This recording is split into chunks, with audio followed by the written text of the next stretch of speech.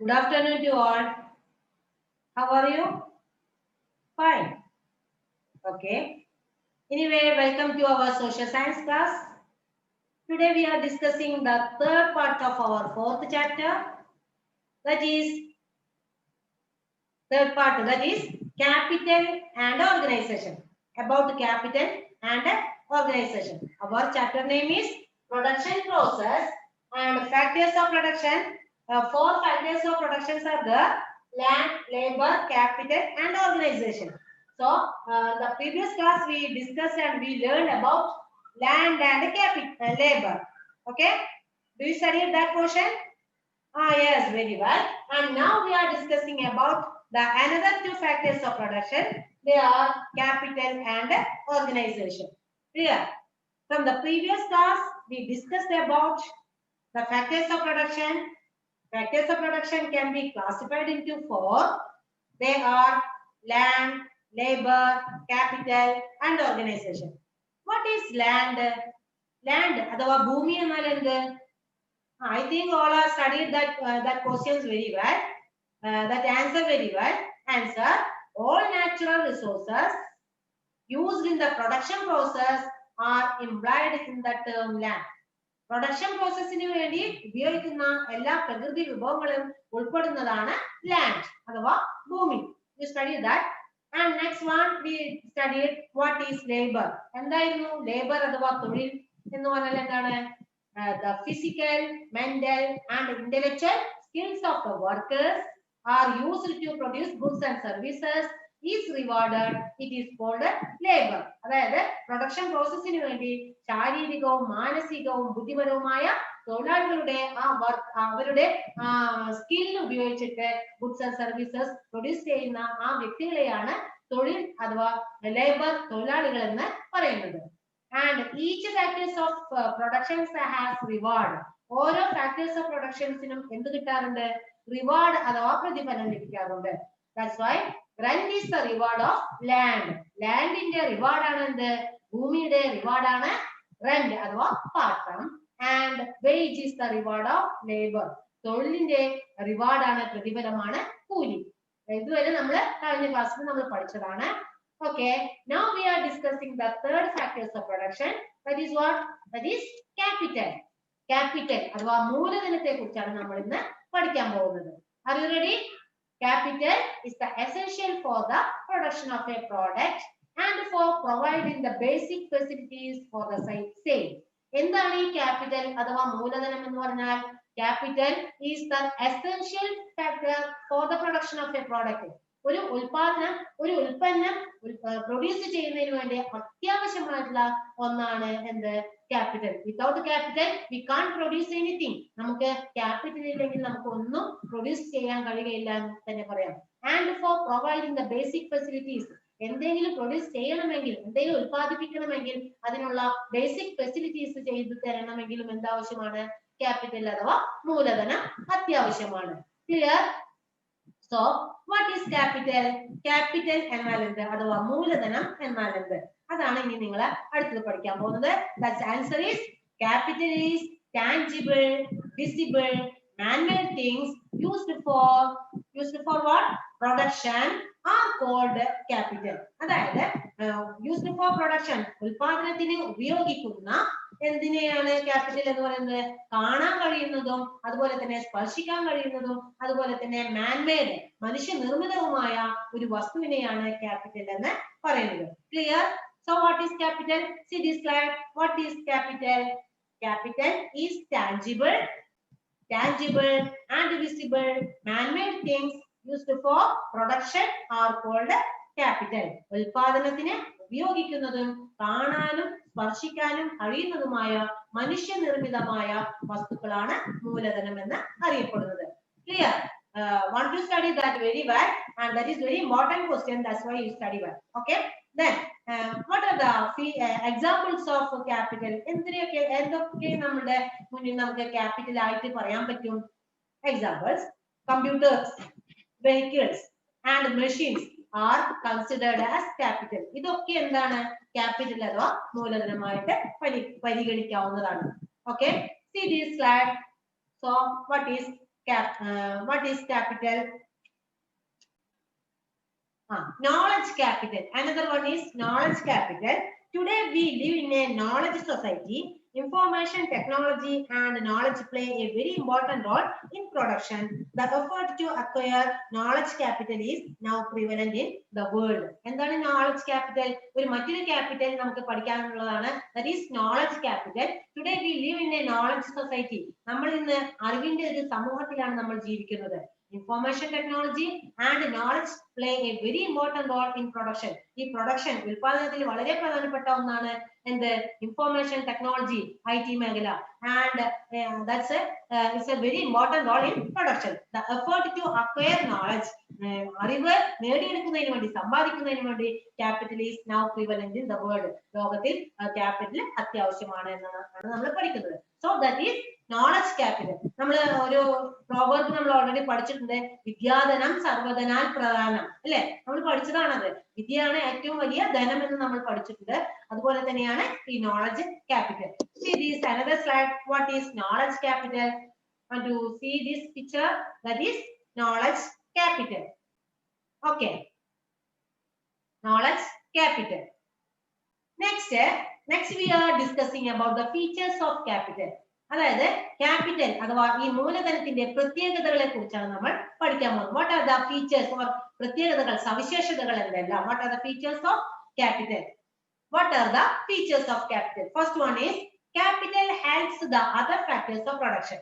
എന്താണ് features of capital? First one, capital helps the other factors of production. മറ്റുള്ള factors of production. Which are the other factors of production? Land, labour, organisation. അതിനെ ഈ മൂന്ന് മറ്റുള്ള എല്ലാ factors of പ്രൊഡക്ഷനെയും help ചെയ്യുന്ന ഒരു ആളാണ് ആര്? നമ്മുടെ ഈ capital. That is the first feature of capital. Clear? Capital helps the other factors of production. Second feature is that capital enhances the production skills of the laborers. തൊഴിലാളികളുടെ ആ production സ്കില്ലിനെ, അവരുടെ ആ ഉൽപാദനക്ഷമതയെ വർദ്ധിപ്പിക്കാൻ എന്ത് സഹായിക്കുന്നു? ഈ ക്യാപിറ്റൽ അഥവാ മൂലധനം സഹായിക്കുന്നു. Without capital we can produce anything. Capital ഇല്ലെങ്കിൽ നമുക്ക് ഒന്നും ഉണ്ടാക്കാൻ സാധ്യമല്ല. മൂലധനം അത്യാവശ്യമായിട്ടുള്ള ഒന്നാണ്. So that is the second feature.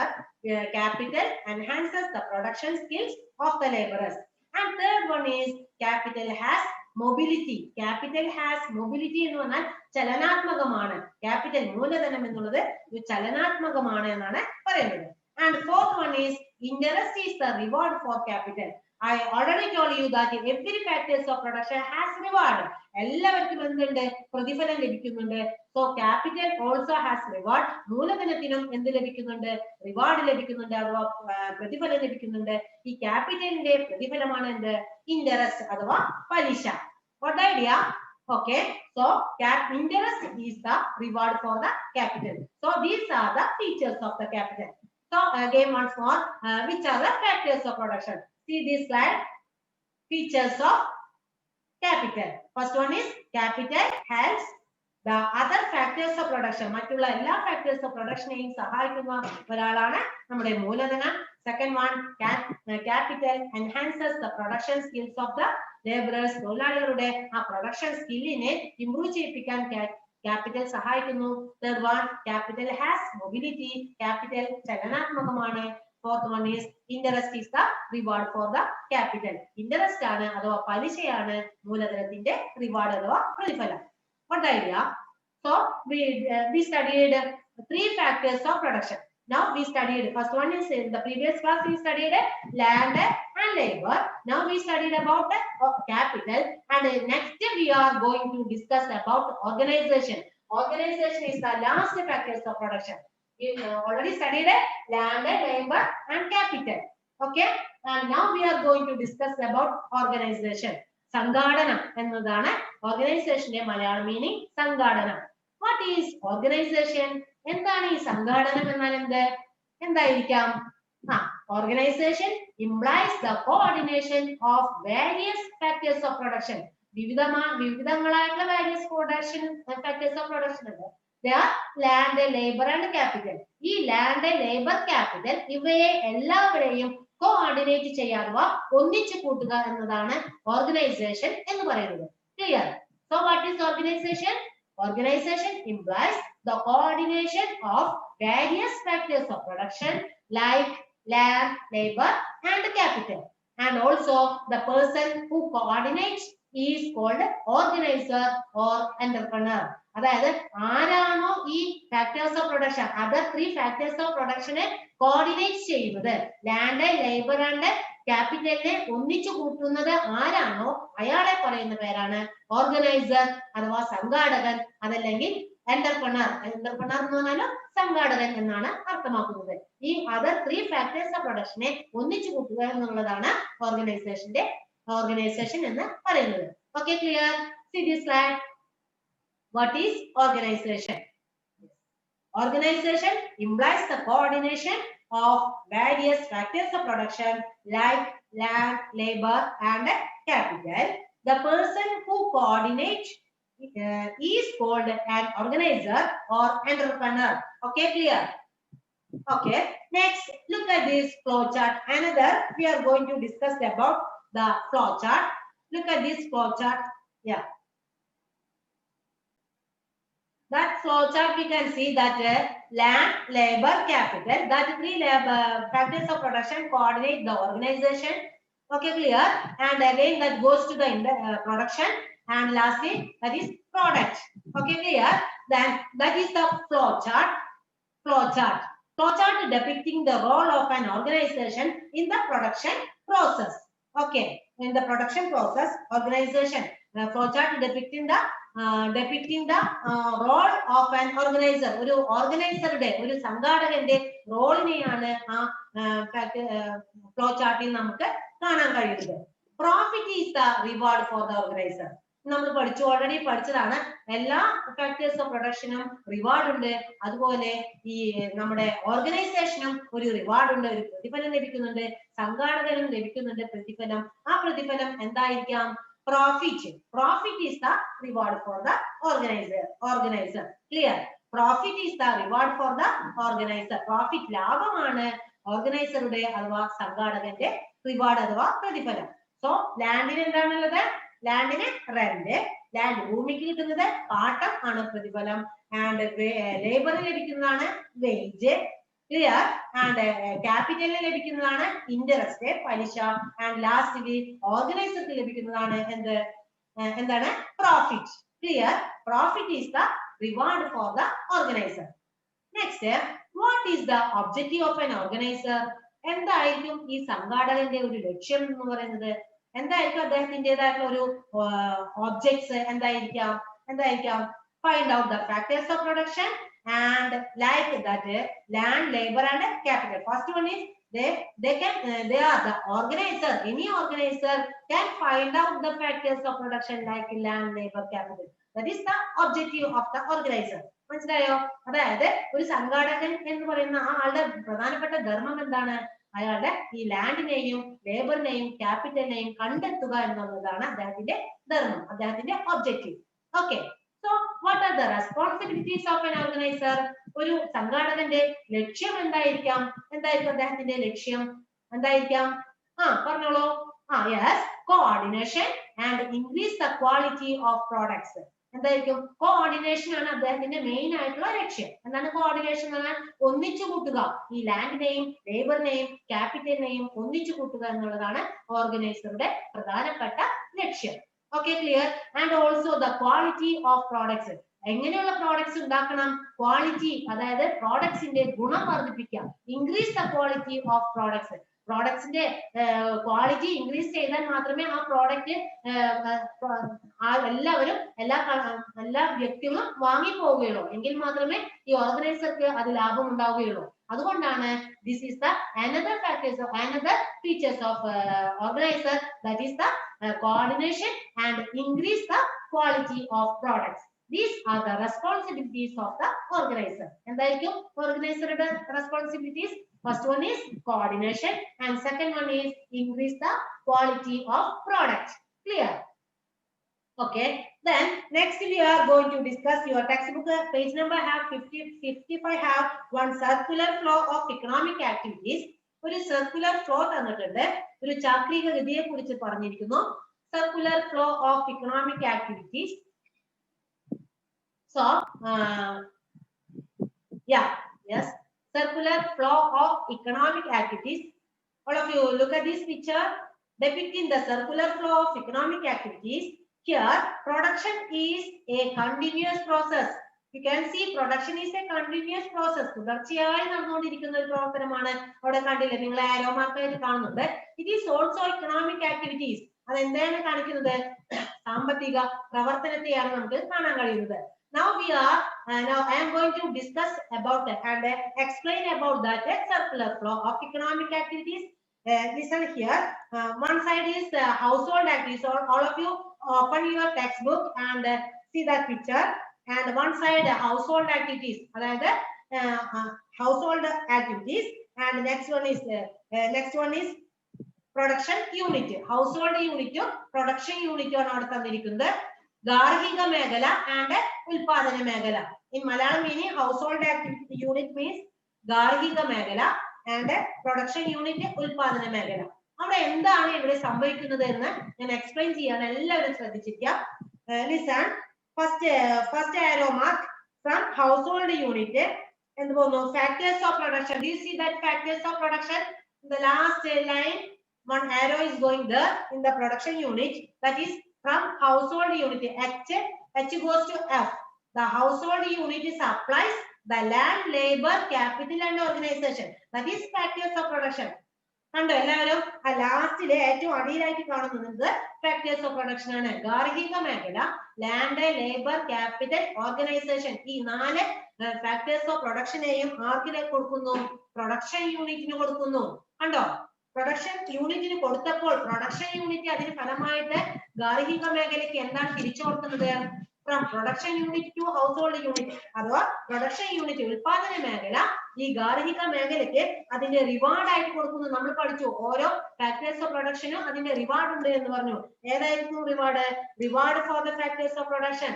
See that arrow on the top of that picture, that rewards for the factors of production. ഈ ലാൻഡ്, ലേബർ, ക്യാപിറ്റൽ ആൻഡ് ഓർഗനൈസേഷന്റെ റിവാർഡ് ആണ് ഈ പ്രൊഡക്ഷൻ യൂണിറ്റ് ആർക്ക് കൊടുക്കുന്നത്? ഗാർഹിക മേഖല അഥവാ ഹൗസ് ഹോൾഡ് യൂണിറ്റ് കൊടുക്കുന്നത്. എന്തായിരിക്കും അവരുടെ റിവാർഡ് എന്ന് പറയുന്നത്? എന്താണ്? Rent, wage, interest and profit. Understood? Clear? അപ്പോൾ production household unit factors of പ്രൊഡക്ഷനെ കൊടുത്തു. ആർക്ക്? പ്രൊഡക്ഷൻ യൂണിറ്റിന് കൊടുത്തു. അതിന്റെ ഫലമായിട്ട് പ്രൊഡക്ഷൻ യൂണിറ്റ് എന്ത് കൊടുത്തു? തിരിച്ചവർക്ക് റിവാർഡ് കൊടുക്കുകയാണ്. എന്ത്? Rent, wage, interest and profit. Reward for the factors of production. Okay, clear? So ഈ land, labour and capital and organisation production യൂണിറ്റിന് കൊടുത്തപ്പോൾ അവർക്ക് അതുകൊണ്ട് എന്ത് ചെയ്യാൻ തുടങ്ങി? അവർ പ്രോഡക്റ്റ് ഉണ്ടാക്കാൻ തുടങ്ങി. സോ പ്രൊഡക്ഷൻ യൂണിറ്റിന് ഇപ്പൊ എന്തുണ്ട്? പ്രോഡക്റ്റ് ഉണ്ട്. അവർക്ക് ഉൽപ്പാദിപ്പിക്കാൻ തുടങ്ങി. അവർക്ക് വസ്തുക്കൾ, സാധനങ്ങൾ ഉൽപ്പാദിപ്പിക്കാൻ തുടങ്ങി. So the third arrow just goes through the production unit two house hold unit. Again production unit ആണ് ഹൗസ് ഹോൾഡ് യൂണിറ്റ് അഥവാ ഗാർഹിക മേഖലയ്ക്ക് എന്ത് കൊടുക്കുന്നത്? അവർ ഉൽപ്പാദിപ്പിച്ച ഗുഡ്സ് ആൻഡ് സർവീസസിനെ തിരിച്ചു കൊടുക്കുന്നു. ക്ലിയർ? രണ്ടാമത്തെ ഏരോ കണ്ട് എല്ലാവരും ഗുഡ്സ് ആൻഡ് സർവീസസിനെ ഈ ഹൗസ് ഹോൾഡ് യൂണിറ്റിന് തിരിച്ചു കൊടുക്കുന്നു. Understood? The production unit supplies goods and services to the household unit. Goods and services കൊടുത്ത കണ്ടോ? ആരോ കണ്ടില്ലേ നിങ്ങള്? Okay, then goods and services household unit കൊടുത്താൽ എന്ത് ചെയ്യണം? അവർ തിരിച്ച് എന്ത് കൊടുക്കണം? അവരെ ആ സാധനങ്ങൾ നമ്മൾ പ്രോഡക്റ്റുകൾ നമ്മൾ മാർക്കറ്റിൽ നിന്ന് വാങ്ങിയാൽ പകരം നമ്മൾ എന്ത് ചെയ്യുന്നു? ആ പ്രോഡക്റ്റിന്റെ പ്രൈസ് അഥവാ വില നമ്മൾ അവർക്ക് തിരിച്ചു കൊടുക്കണം. അതാരാ കൊടുക്കുന്നത്? ഈ ഹൗസ് ഹോൾഡ് യൂണിറ്റ് കൊടുക്കുന്നു. സോ household unit എന്ത് കൊടുക്കുന്നു? Then the last arrow is explaining about the household unit goes to the production unit. Household unit production unit നാണ് കൊടുക്കുന്നത്. In exchange for goods and services received the household unit. ഈ goods and services അവർ receive ചെയ്തല്ലോ. അതിന് ഫലമായിട്ട് പകരം അവർ എന്ത് കൊടുക്കുന്നു? pays price to the production unit. ഈ production unit അഥവാ ഉൽപാദന മേഖലയ്ക്ക് ആ സാധനങ്ങളുടെ വില അവർക്ക് തിരിച്ചു കൊടുക്കുന്നു. Clear? This is the circular flow of production economic activities. Understood? Okay, this is very important for you. So want to study well, and all of you open this textbook and explain this part and read this part very well. Okay, if any doubt you ask me. Firstly, one more time I am explaining. All of you listen to me. Here, circular flow of economic activities. സാമ്പത്തിക പ്രവർത്തനം പ്രവർത്തനത്തിന്റെ ഒരു ചാക്രിക ഗതിയെയാണ് നമുക്ക് ഇവിടെ കാണാൻ കഴിയുന്നത്. എന്താണ് നമ്മുടെ ഈ വേൾഡിൽ സാമ്പത്തിക പ്രവർത്തനം നടക്കുന്നത് എന്ന് നോക്കാം. എങ്ങനെയാണ് അത് നടക്കുന്നത്? First one side is production household unit അഥവാ എന്താണ് ഹൗസ് ഹോൾഡ് യൂണിറ്റും അതർ സൈഡ് പ്രൊഡക്ഷൻ യൂണിറ്റും ആണ് ഇവിടെ കൊടുത്തിരിക്കുന്നത്.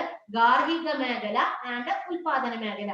ഗാർഹിക മേഖലയിൽ നിന്നും അവർ എന്ത് ചെയ്യുന്നു? അവരുടെ factors of production land, labour, capital, organisation production മേഖലയിലേക്ക് കൊടുക്കുന്നു. അതിന് ഫലമായിട്ട് പ്രൊഡക്ഷൻ മേഖല ഗാർഹിക മേഖലയിലേക്ക് തിരിച്ചെന്ത് കൊടുക്കുന്നു? അതിന്റെ റിവാർഡ് കൊടുക്കുന്നു. ക്ലിയർ? റിവാർഡ് എന്താണ്? Land, rent, wage, interest and profit കൊടുക്കുന്നു. ഇപ്പോൾ ഈ ഗാർഹിക മേഖലയിൽ നിന്നും പ്രൊഡക്ഷൻ യൂണിറ്റിലേക്ക് എന്ത് കിട്ടിയിട്ടുണ്ട്? ഫാക്ടേഴ്സ് ഓഫ് പ്രൊഡക്ഷൻ കിട്ടിയിട്ടുണ്ട്. ആ ഉൽപാദന ഘടകങ്ങൾ കിട്ടിയിട്ടുണ്ടല്ലോ. അത് കിട്ടിയതിന്റെ ഫലമായിട്ട് അവർ എന്ത് ചെയ്യുന്നു? അതുകൊണ്ട് അവർ ഓരോ പ്രോഡക്റ്റുകൾ ഉണ്ടാക്കുന്നു. പ്രോഡക്റ്റുകൾ ഉണ്ടാക്കിയതിന്റെ ഫലമായിട്ട് തിരിച്ച് അവർ വീണ്ടും ഗാർഹിക മേഖലയിലേക്ക് ആ വസ്തുക്കൾ വിൽക്കുകയാണ് ചെയ്യുന്നത്. അപ്പോൾ വിൽക്കുന്നതാണ് എന്ത് കാണിക്കുന്നത്? ഗുഡ്സ് ആൻഡ് സർവീസസ് എന്ന് പറയുന്നത്. ക്ലിയർ? ഈ ഗുഡ്സ് ആൻഡ് സർവീസസ് പ്രൊഡക്ഷൻ മേഖല വീണ്ടും ഗാർഹിക മേഖലയിലേക്ക് കൊടുക്കുന്നു. അതിന്റെ ഫലമായിട്ട് എന്ത് ചെയ്യുന്നു? അത് നമ്മൾ ഓരോ സാധനങ്ങളും പ്രോഡക്റ്റുകൾ നമ്മൾ വാങ്ങുമ്പോൾ നമ്മൾ അതിന്റെ വില കൊടുത്തിട്ടല്ലേ വാങ്ങുന്നത്? അത് നമ്മൾ തിരിച്ചാർക്ക് കൊടുക്കുന്നു? ഈ പ്രൊഡക്ഷൻ യൂണിറ്റിന് കൊടുക്കുന്നു. That is very simple.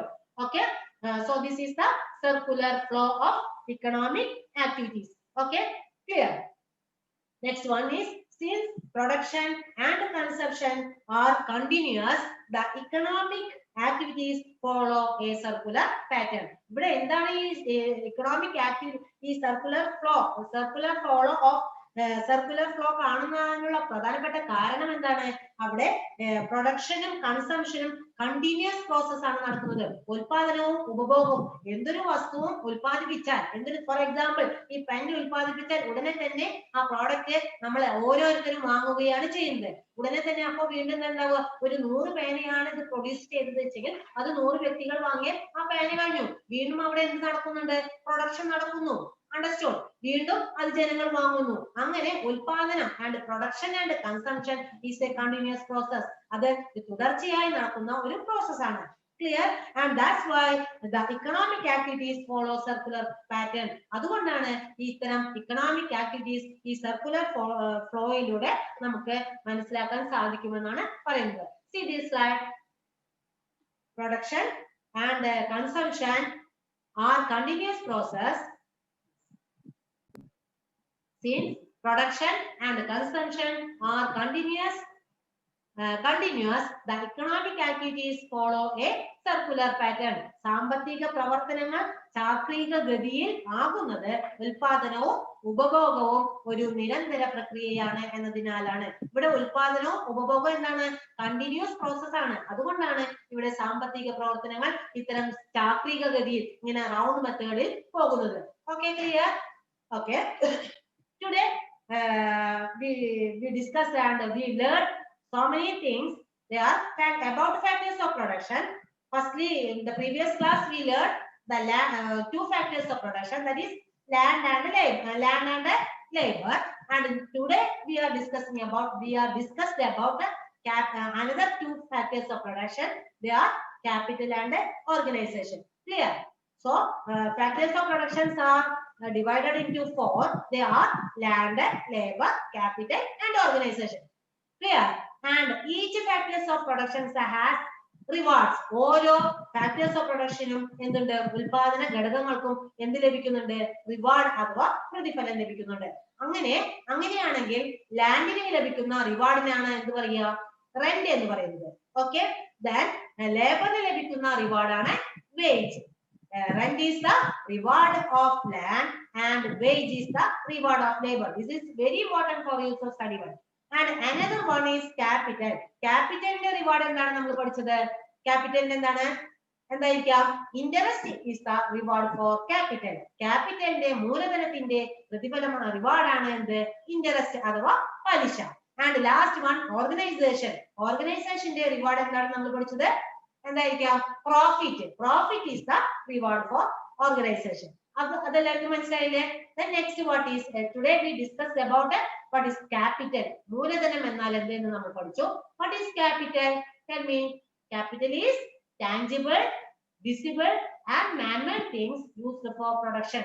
ഉൽപാദനത്തിന് വേണ്ടി ഉപയോഗിക്കുന്ന കാണാൻ കഴിയുന്നതും സ്പർശിക്കാൻ കഴിയുന്നതും മനുഷ്യനിർമ്മിതവുമായ വസ്തുക്കളെയാണ് ക്യാപിറ്റൽ എന്ന് അഥവാ മൂലധനം എന്ന് പറയുന്നത്. Okay, so computer, vehicles and machines are considered as capital.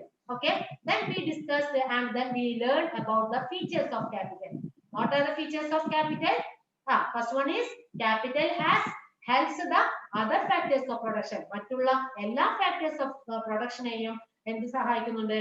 Capital സഹായിക്കുന്നു എന്നതാണ് ഒന്നാമത്തെ feature. Second one is capital enhances the production skills of the laborers. തൊഴിലാളികളുടെ production skillനെ വർദ്ധിപ്പിക്കാൻ capital സഹായിക്കുന്നു.